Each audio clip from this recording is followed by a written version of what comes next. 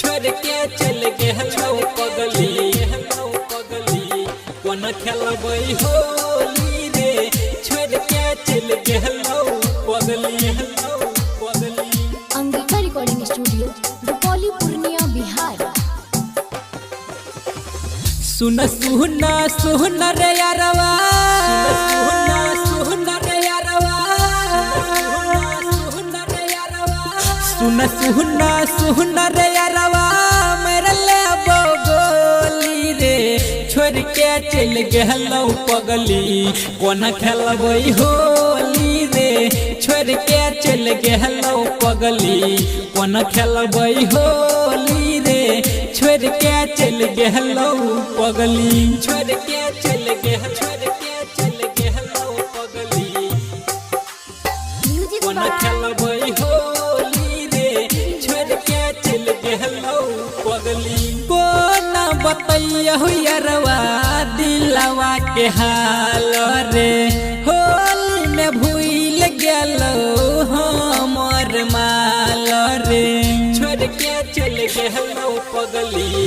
कोन बतैया यारवा दिलवा के हाल रे होली में भूल गेलो हमर माल रे रंग होया वीर फीका लग रंग गोली रे रंग होया वीर फीका लग रंग गोली रे छोड़ के चल गेलो पगली कोन खेलबै होली रे छोड़ के चल गेलो पगली कोन खेलबै होली रे छोड़ के चल गेलो पगली छोड़ के चल गेलो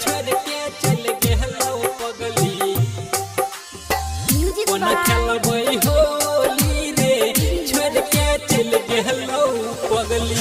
अब की फागुन में देलकै कनाई रे राइटर मनीष मुकेश कहतियो भाई रे छोड़ के चल गेलो पगली।